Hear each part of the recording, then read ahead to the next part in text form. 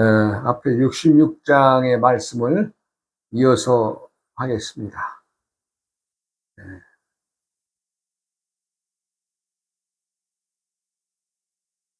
우리가 강이나 바다처럼 모든 물을 받아들이는 것처럼 골짜기 아래에 있는 모든 것의 왕은 강이나 바다가 되겠죠.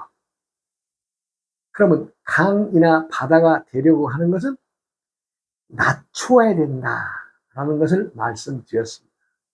낮춘다는 말은 즉 상대를 더 귀히 여기고 상대를 되게 겸손하게 또 항상 믿음을 가지고 말과 행동을 그렇게 하는 것을 말하는 것이 아니겠어요?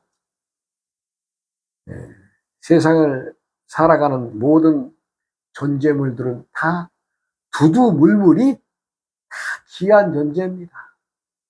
어느 것 하나 하찮은 것이 없어요. 그리고 이름이 있든 없든 다 신이 존재합니다. 왜 신이 존재냐? 그것을 만들려고 하면 만들 수가 없는 거예요. 누가 그 나무 가지에 순이 나오는 것을 만드는 사람이 있어요? 자연이 그렇게 만들어지는 것처럼 사람은 신들의 어떤 작물입니다. 돌멩이 하나, 나뭇잎, 나무 하나, 이름이 있든 없든 다 신이라고 칭해야 하는 것은 사람이 인위적으로 그것을 만들 수가 없기 때문에 그렇습니다. 물론 뭐 다듬어서 깎아서 동그랗게 한다, 뭐 각이지게 한다, 뭐 나무를 잘라다 집을 뭐 이렇게 형상을 뭐 육각 정자를 짓는다, 팔각 정자를 짓는다. 물론 모양은 그렇게 할 수 있으나 그 세상 자체의 그 재물, 근본적인 나무를 만드는 모든 것은 자연에 사는 거죠. 아이고 뭐 스님 뭐 나무를 키우면 되는 거 아니야? 키운다고 하더라도 그 나무가 자라는 모든 것들을 사람이 예측할 수가 없는 거죠. 신들이 작용으로 신들이 만드는 거기 때문에. 그래서 세상의 모든 것들은 다 신물입니다. 신물. 신이라는 거죠. 신물. 그러니까 존재 자체가 세상에는 하찮은 것이 다 귀한 거라 이런 얘기죠. 그렇기 때문에 공평하고 평등함을 바라는데 어디 인간 세상은 그래집니까? 차별이 세상으로 점점 차별로 가는 거죠. 많은 사람들이 뭐 좀 많이 가지고 있는 사람은 뭐 자신이 나름대로 좀 없는 사람들에 비하면 자기가 뭐 좀 격이 높은 것처럼 생각들 하고 있는데 똑같습니다. 그놈이 그놈이죠. 그런데 어디 그렇죠요? 그렇지 않죠.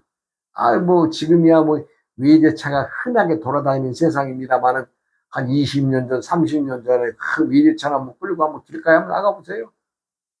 참.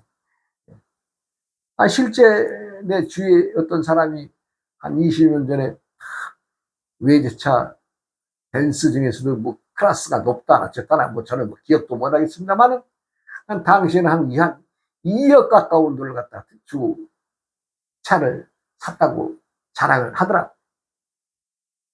그러면서 여기 이 시에서는 이 차가 뭐 한 대인가 두 대인가 뿐이 없으니까 자기가 이 시에서는 뭐 한 대, 두 대 가지고 있는 그 벤츠 차량처럼 자기가 첫째나 둘째처럼 아주 그냥 높은 사람인 것처럼 말하고 그런 착각에 빠져서 돌아다니는 사람이 주위에 있었어요.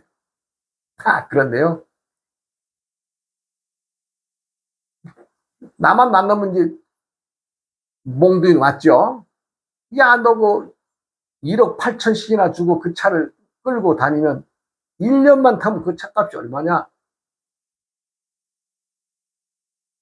1억 정도뿐이 안 된다. 이거 차를 타든 안 타든 1년에 8천만 원이가 날아가는 거죠. 예. 그럼 어떻게 또 몇 년 더 가면 차값 또 떨어지겠죠?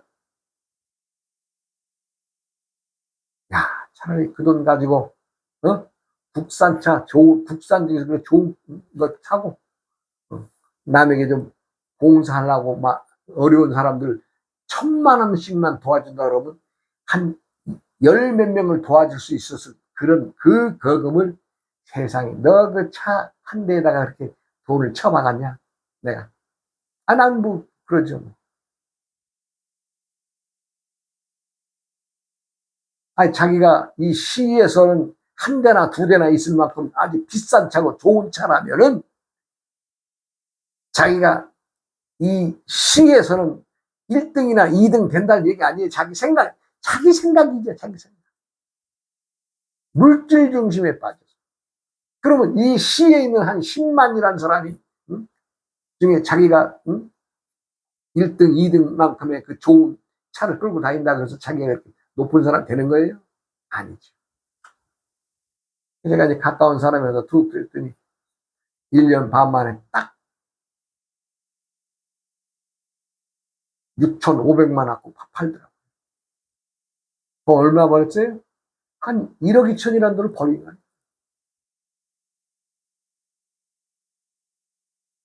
그냥 버린 거예요.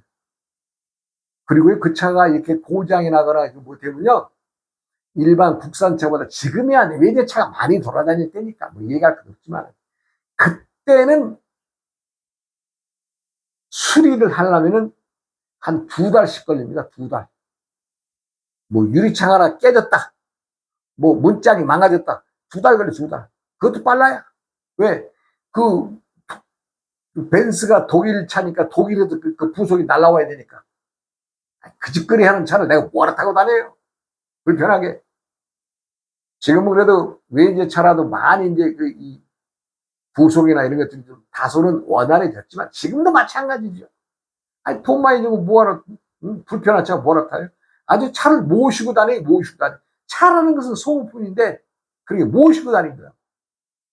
그러면서 자기가 한 10만 있는 이 도시에서 이 차가 한 대나 두 대나 있으니까 지가 첫째나 둘째만큼 귀한 사람인 것처럼 착각에 빠져가지고 망상에 빠져가지고 1년 얼마 만에 한 6천 한 몇백에 팔았어요. 3분의 1값을 3분의 1값을 예.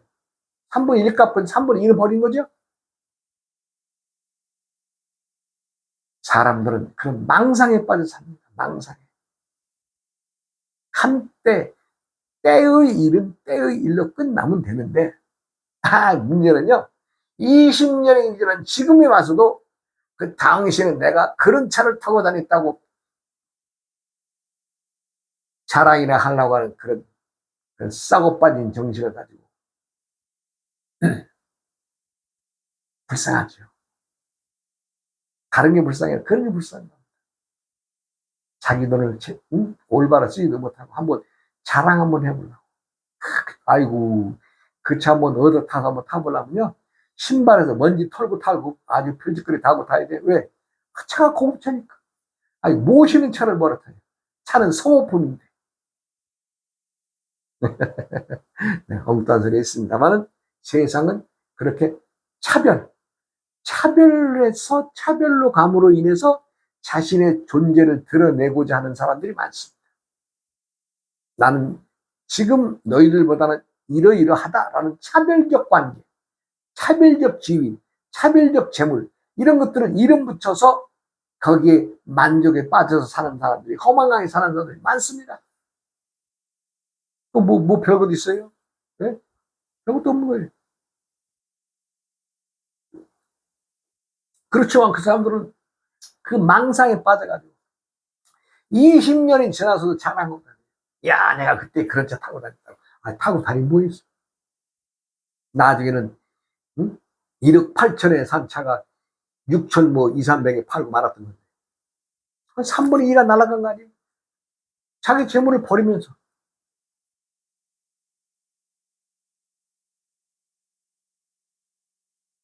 사람들은 차별이 세상에서 삽니다. 차별이 세상이기 때문에 항상 이 세상은 공평함과 평등을 바라는데 그렇지 않죠. 모순의 원칙이 존재하지. 모순. 그다음에 갈등의 원칙이 또 존재합니다. 그럼 어떻게 되겠어요? 모순이나 갈등. 이거 어찌 보면 답이 없습니다만 또 때가 지나가면 다 또 순화돼서 또 돌아갑니다.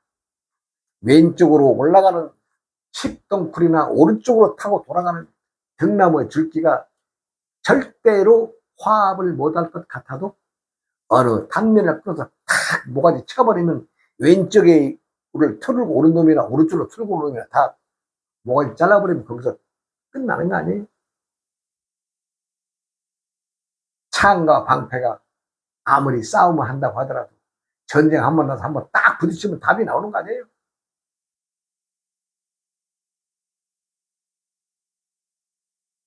그래서 모순 합치묘유라는 말이 있습니다. 즉 모순 창과 방패는 합치 한번 만나서 부딪혀 봐야 그 자리에 묘함이 있다는 그 말이죠. 그 묘함이란 것은 창이 세느냐 방패가 세느냐 막 얘기할 것도 없어요. 딱 한번 부딪혀 보면 답이 나오는 거 아니겠어요? 이 세상은 어찌 보면은 길게 생각하는 사람은 길게 생각할 것이고 어떻게 또 뭉뚱하게 생각하는 사람은 뭉뚱하다고 생각할 것이고 네. 또 몰록 울퉁불퉁 몰록몰록 하다 그러면 또 뽁뽁이처럼 또 몰뚱몰뚱 이렇게 생각할 것이고 여러 가지의 생각들이 다 각자의 자유입니다. 자유. 누가 그렇게 하라 그랬어요? 다 그렇게 생각을 가지고 살고 있다는 거죠. 그러니까 우리는 앞을만 내다보는 기차의 대가리만 생각할 것이 아니라 화가 있을 때는 전차이지 전차 앞뒤로 왔다 갔다 하죠. 땡글랑 땡글랑 하면서 예. 네. 서울 시내에도 전차가 있었습니다. 예.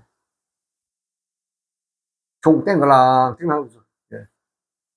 역전이 다가오면 사람들 탈 곳 되면 차 세워놓고 땡글랑 땡글랑 출발할 때도 땡글랑 땡글랑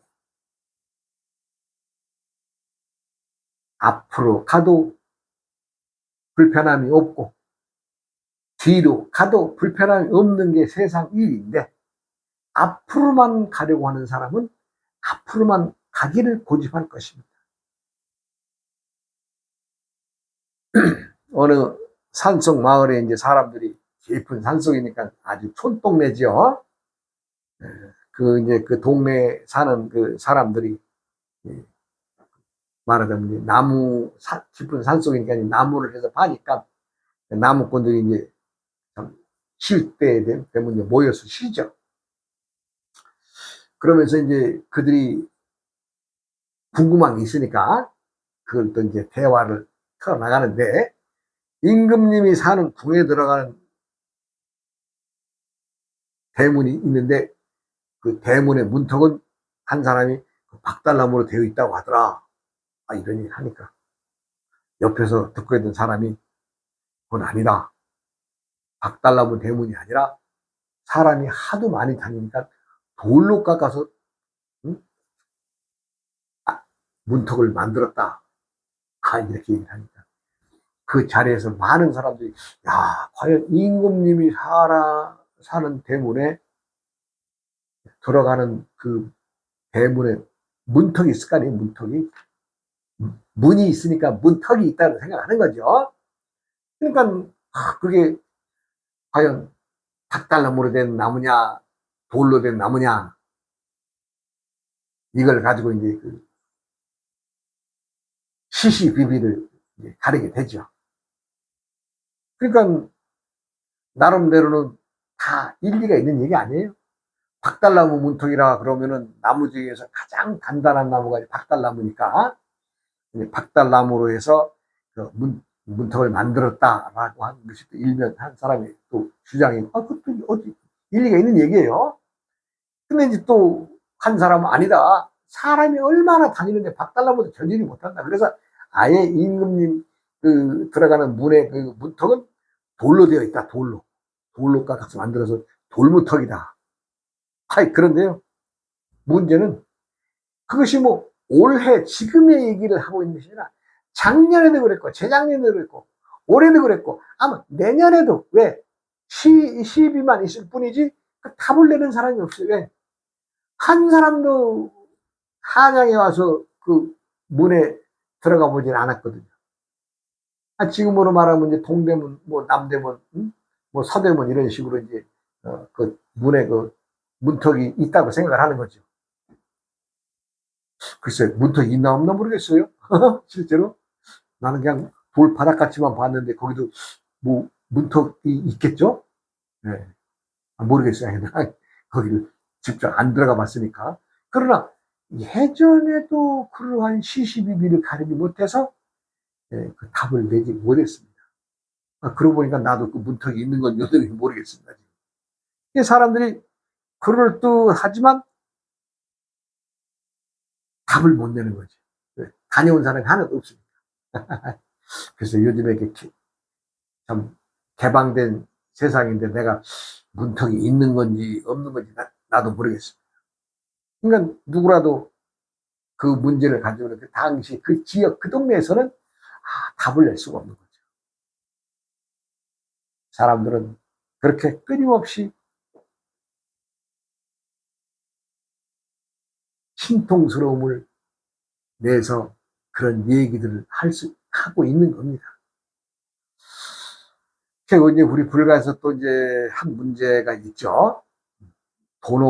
돈수냐, 도노 점수냐, 뭐 이걸로 좀 설왕설래하죠. 도노란 말은 깨달음을 얻었다는 얘기죠. 깨달음을 얻은 사람은 깨달은 그것으로 닦아가는 것이냐, 깨달았다고 하더라도 한꺼번에 다 깨달은 것이 아니니까 점차적으로 더 닦아나야 것이 있지 않느냐라는 두 가지의 참 생각으로 사람들이 많이 의심을 하죠. 근데요, 내가 가만히 보니까 돈수가 되든 점수가 되든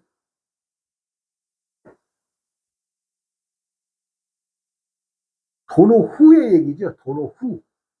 깨달음을 얻고 나서, 즉 도노 돈수냐 도노 점수냐, 즉 깨달음을 얻은 후에 깨달은 것으로 닦아나가는 것이냐, 아니면 깨달았다라고 하더라도 뭔가 미진한 점이 있으니 또 점차적으로 이렇게 닦아나가는 것이냐, 이 얘기거든요. 근데 내가 볼 때는요, 도로 깨쳐서 탁 천지개벽의 이치를 알아버린 사람이 점수를 한들 돈수를 한들 그 뭔 상관이 있어요? 도노의 일이 더 중요하죠. 왜? 도노 후의 일이니까. 도노 돈수냐, 도노 깨달았느냐, 깨달은 후에 깨달음으로 닦아나는 것이냐, 깨달은 후에 아니다, 한꺼번에 다 이 천지 만물의 모든 걸 알 수 없으니 그래도 무엇인가는 점차적으로 닦아나는 것이 아니겠느냐. 물론 그렇게 생각할 수 있습니다. 왕이 사는 궁에 들어가는 대문이 박달나무냐 아니면 돌로 된 문턱이냐로 시비를 가질 수가 있는 것처럼 이것도 시시비비가 있을 수 있으나 내가 볼 때는 이건 하등의 얘기거리가 안 되는 거죠. 왜? 도로 확연히 깨달아서 팍 알아버린 다음에는 돈수이든 점수이든 그 얘기를 뭐 할 필요가 뭐 있어요? 예? 아니, 생각을 해보세요. 깨달은 그 자리에서 천지 개벽을 갖다 딱 천지가 문이 열고 닫는 개벽을 눈으로 본 사람이 돈수를 한들 점수를 한들 그 얘기 자체가 성립이 되겠어요? 성립이 안 되죠. 도로 후의 얘기.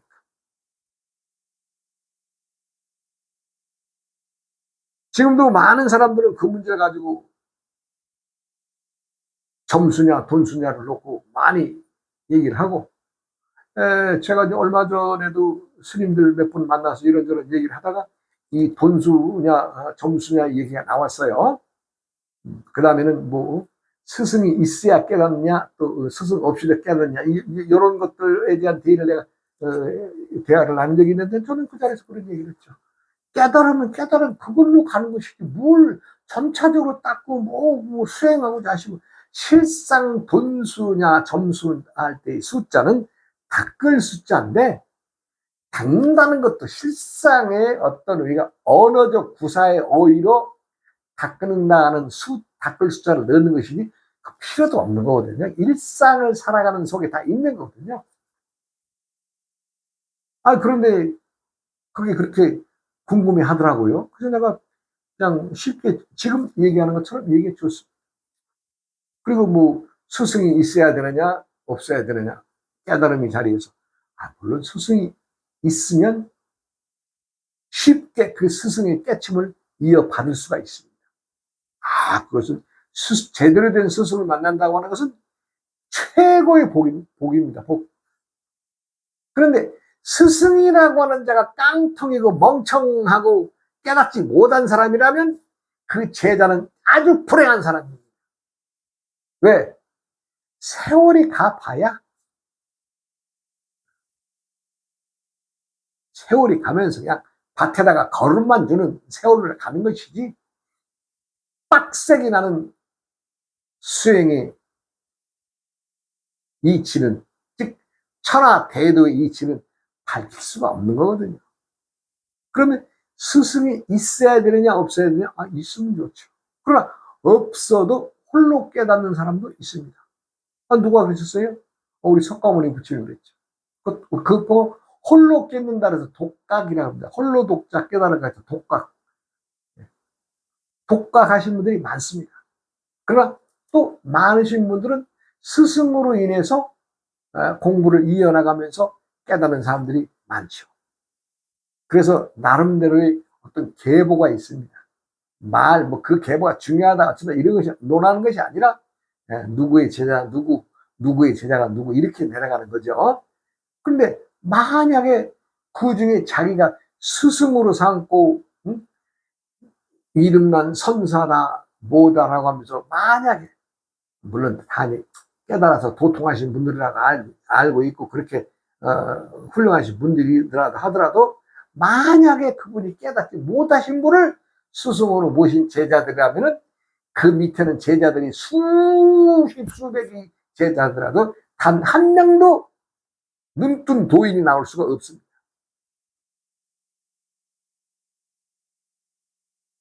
그것은 무엇을 얘기를 하느냐? 깨달음은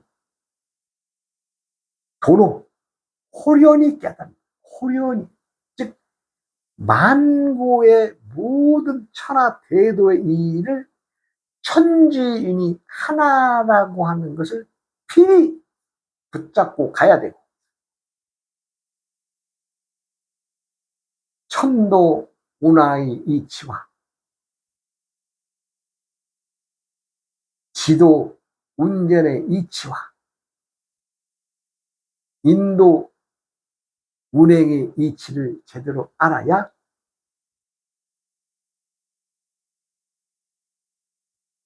천하 대도에 접할 수가 있는 거죠. 그러니까 하늘의 운행을 알고 또 땅의 움직임을 알고 사람이 변해가는 이치를 알아야 거기에서 깨달음이 시작되는 거죠. 내가 필히 말합니다. 책만을 들여다본다고, 내가 금강경을 들여다본다고, 능가경을 들여다본다고, 법화경을 들여다본다고, 뭐 많은 경전들 들여다봐서 그거 달달달달달 한다고 해서 도가 호련히 들어오는 것은 아닙니다. 하늘의 운행을 알고 땅의 움직임이 알고 사람이 변하는 이치를 알아서 살아가는, 그것을 제일 먼저, 즉 우리가 그 삼재라고 하는데, 삼재 운화의 법칙을 제일 먼저 알아야 됩니다. 그 이치를 알지 못하고서는 천하 대도에 접할 수가 없습니다. 누구라도 천하 대도를 품으려고 하시는 분들은 많습니다. 그러나 제가 이제 엊그제도 이제 물론 뭐 매일 사람들을 만나고 뭐 이렇게 헤어지고 이렇게 접합니다만은 거로도의 사람들은 도를 얘기를 하면은 그거는요 스님 함부로 말하고 못 돼요. 그 뭐 대단한 겁니다 그거는. 근데 나는 대도는 일상 속에 다 들어가 있는 것이니 나와 당신과의 만남 속에서 신통함이 있고 또 당신과 나의 대화 속에서 다 신들의 움직임이 대화가 아니요. 그러니 대도를 다른 데서 찾지 마시오. 당신하고 나하고 얘기 속으로 끌고 들어옵시다. 천하 대도를. 이해를 못 하더라고요. 그러면서 천하 대도 그러면 일단은 사람들이 그냥 너무너무 높은 곳에 있는 것이라 자신들은 그거 만나서 얘기하기가 두렵다 그래요. 그런 쫌생이들이 네, 그런 쫌생이들이 무슨 도를 득하겠어요? 네? 우리 불가에서는 대도를 취하려면은 부처도 죽이고 조사도 죽이고 스승도 죽이고 그런 강건한 마음을 가져야 된다고 하지 않았어요? 그런데 평등의 법칙에서 평등에 어긋나서는 안 되죠. 제가 좀 전에 말씀드린 것처럼 천도는 천하대도는 이런 말이죠. 천도의 운행을 알고 또 땅의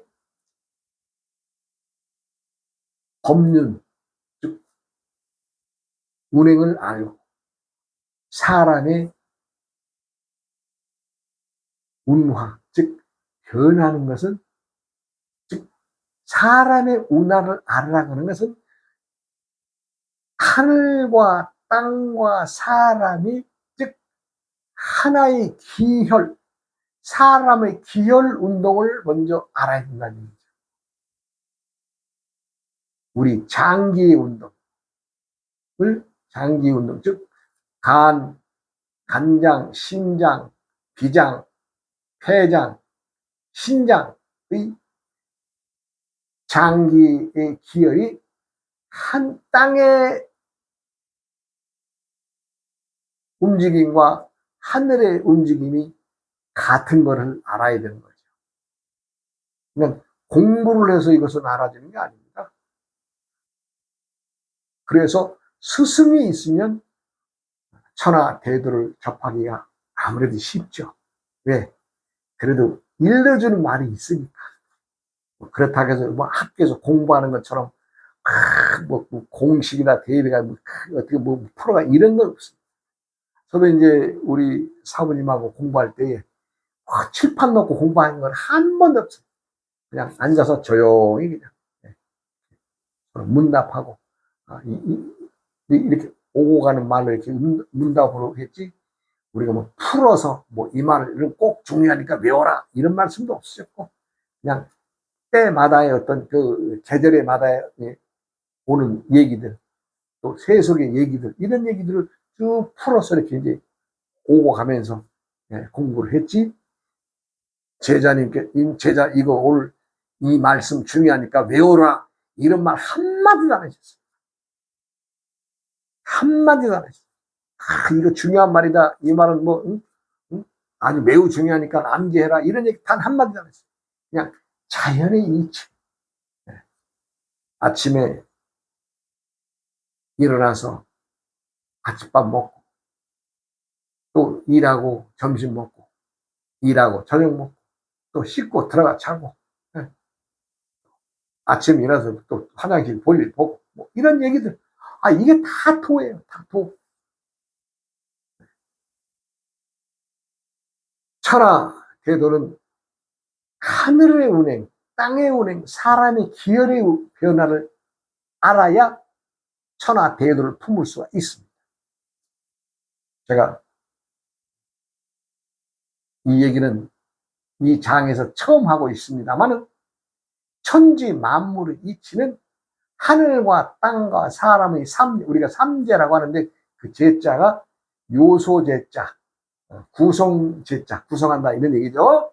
그래서 천지 우주 만물을 이루는 것은 하늘과 땅과 사람의 이것을 삼재라고 하는데 이 삼재의 원칙, 삼재가 어떻게 기혈순환되어서 우리 몸이 보존되고 또 땅을 가꾸고 하늘이 맑은 것이 고 청정한 것임을 아는 것인데 어찌 보면 뭐 실상 공부할 것도 없는 거예요. 물론 공부를 했다고 해서 이런 얘기 하는 것이 아니라 실상 들여다보면 천하 대도의 공부는요 그냥 자연 거기에 들어있는 것이라 뭐 크게 문자로 해서 공부되는 것은 아닙니다. 뭐 건강계의 말씀 물론 주옥 같은 얘기 많죠. 법화경에도 주옥 같은 글들이 많죠. 그 말씀들이 뭐 능가경이나 어느 경이나 지장경이나 뭐 무슨 경이 됐든 다 마찬가지. 마다마다의 부처님의 말씀들이 그 주옥 같은 말씀들을 다 주워 담아서 그 기억해내서 나는 그렇게 공부를 안 해봐서 모르겠습니다. 그냥 자인의 이치의 공부, 천지인의 운행과 운전과 운화의 법칙에 준해서 천하 대도를 품을 수가 있는데 그러면 도노 후의 일을 걱정할 것이냐? 걱정할 필요 없죠. 깨달은 뒤에는 점수가 됐든 돈수가 됐든 그 뭔 상관이 있어요? 돈을 하고 나면 다 쓸모없는 얘기들이 되는데 쓸모없는 얘기들이 왜? 돈은 후의 일이니까. 사람들은 깨닫지도 못한 사람들이 돈수냐 점수냐 그걸 붙잡고 다니고 참 시비거리 안 할 걸 말하는 왕이 사는 궁궐 대궐문이 문턱이 돌이냐 박달나무냐 따지는 거 똑같은 거죠. 글쎄요. 내가 생각해도 그것이 돌인지 박달나무 된 건지 문턱이 또 있는 건지 모르겠습니다. 다음 시간을 이어가겠습니다. 어우어이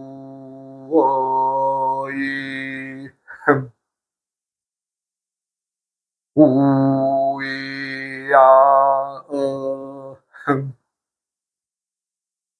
우이야